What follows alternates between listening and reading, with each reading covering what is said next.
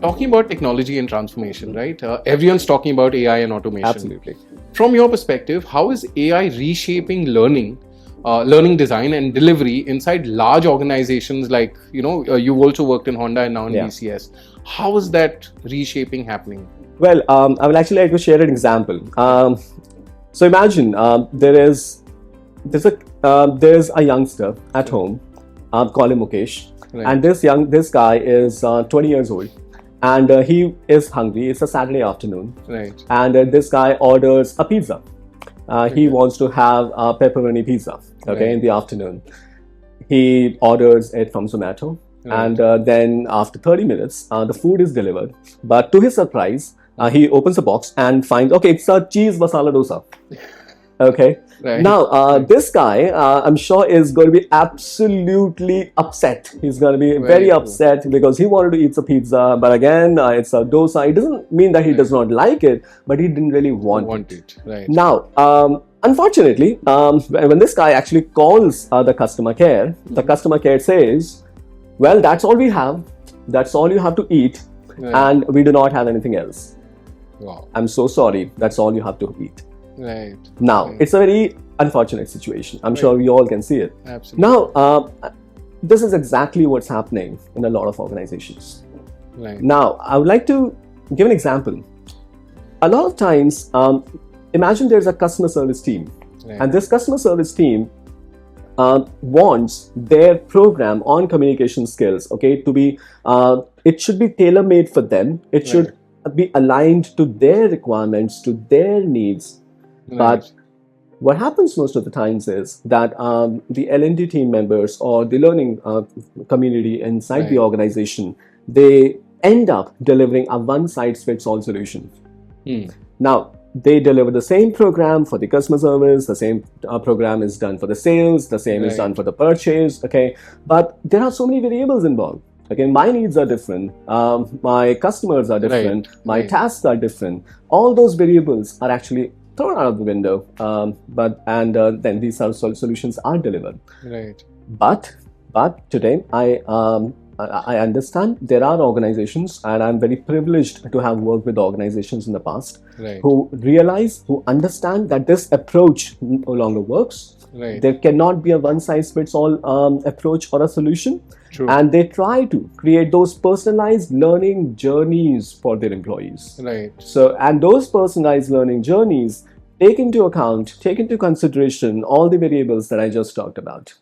Interesting. And this is one good change that I have been able to see over the last few years, that organizations today, they really want to get rid of one-size-fits-all solution, and they want to focus on the personalized journeys for their employees, because they know that is the only way they would be able to make that impact.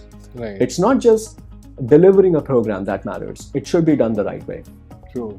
And AI, of course, yes, and AI definitely helps us in doing it, because it ensures that the retention is increased through elements of micro-learning. So what it does is, of course, it shares a bite-sized module of all the slides which are there in the presentation. It tries to keep that crux. The retention goes up, and at the same time, we can see that content curation is, of course, something which is being talked about so much in the industry. So imagine if I'm a person who likes to go through my learning modules, or I like to go through the training content, maybe I want to read it. So maybe that content can be in the form of a book. But what if you want to maybe have it in the form of a video? Because you're not a guy who likes to read a book. In that case, of course, it can be converted to a video. And I'm sure that today AI is enabling us to do that. And the learning adoption has increased. And we can see that people are able to improve their performance. People are able to make that impact on business because of organizations have been able to adopt certain elements of AI. But at the same time, Roshan, organizations still, they are in that transition. And a lot of organizations, they're still trying to figure out what needs to be done, because it seems very jazzy, okay, when people say that fine, it's AI, it's all over. True. But a lot of organizations, they still do not have an understanding that what they want. True. And what results they really want to get. Right, and even the inclination is a challenge. Yes, right? Absolutely. Absolutely. True. Now, there's also this fear. While, AI people are using to adopt and implement and possibly enhance the overall scenario, but there's often the fear that AI might replace trainers or even L&D professionals to that matter. What is your opinion on that? Wow, I think you're really wow, it's a fantastic question, because it's all over the industry. A lot of people actually say that AI is not going to replace not just the L&D professionals. Right. People say that, okay, AI is going to replace jobs. Well, first of all, AI is here to stay. True. There is no doubt about the fact that AI has taken over our lives in a big manner. Right. But if you actually see to it, Roshan, AI is a disruptor. It is. Right. And throughout history, whenever a disruptor of such massive scale comes in, of course, there's going to be a lot of movement around. So yes, there will be certain jobs which will be replaced. But AI is going to be a net creator of jobs. I would like to actually give an example. Yes. So you talk about L&D. So there are tasks which involves your hands. Right. Okay. So of course you need to send emails. There are calendars. There are admin-related arrangements that need to be made. Maybe you need to roll out a feedback form, just to name a few. Right. At the same time, you also have things which involve your brain. So you need to, of course, have those mind-related tasks as well. Right. Okay. So of course you need to come up with strategies. You need to think that, okay, what are the best possible solutions that can be delivered for this particular problem that my business is facing. And then there is the heart aspect to it. Right. Now, so of course the hands-related tasks will be replaced by AI. So of course you might not see a lot of L&D coordinators maybe 10 years down the line or maybe 5 years down the line. Right. At the same time, if you talk about the mind-related tasks, yes, AI is an enabler. It is going to allow leaders like us to take better decisions, to take, of course, well-informed decisions, and which will ultimately contribute to the business aspect, which will lead to improvement of the business's financial performance. Right. Now, talking about the heart-related aspects, AI still is not in a position to have that human angle to it. It needs to be nudged. Right. It always has to be guided. True. It cannot display empathy. It cannot display emotional intelligence. True. It really cannot think on its own. Right. So, at the end of the day, I believe that AI is not really going to replace L&D professionals completely. Right. Yes, it might replace certain roles, because certain roles, Roshan, will become redundant. Very true. But at the same time, it will lead to a lot of value addition, because if I know that my hands-related tasks are being taken care of and more efficiently, I can focus my mind and heart to those things that actually matter. True. It gives you more time, rather. It gives you more time, rather. True. Now, I'd also like to give an example, because I'm really passionate about defense forces, and I like to read about the air forces of all over the globe. Right. 10 years ago, when we had drones, like Reapers of USA and Wing Loons of China, and we could see that, now we have the Predators as well. Right. So everyone used to think that now the drones are there and they are combat proven and they can fire long-range missiles. So now the fighter aircrafts are going to be redundant. Nobody is going to fly in fighter aircraft. Right. But today you realize that fighter aircrafts are there. There are 6th generation aircrafts which are getting made.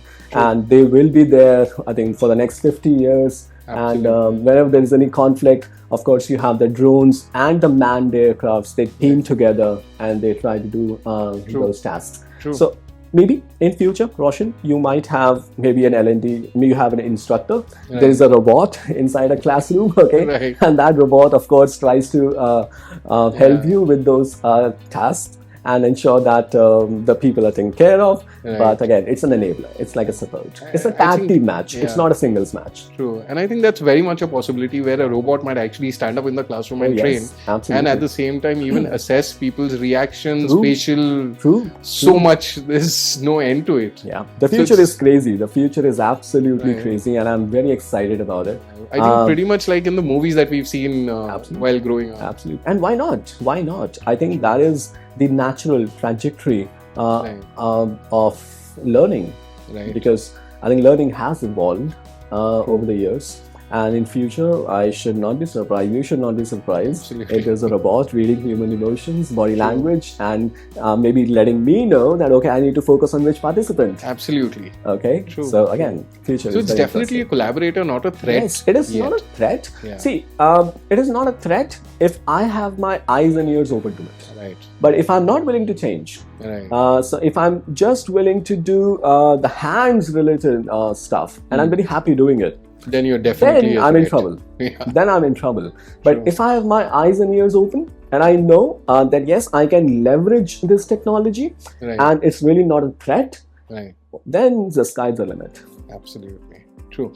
Now, Ayush, what kind of L&D tech stack do you think is essential today, especially for companies balancing public governance and private innovation? Well, so Roshan, I'm sure you know that we have the compliance related programs and it's a given. You have to do them.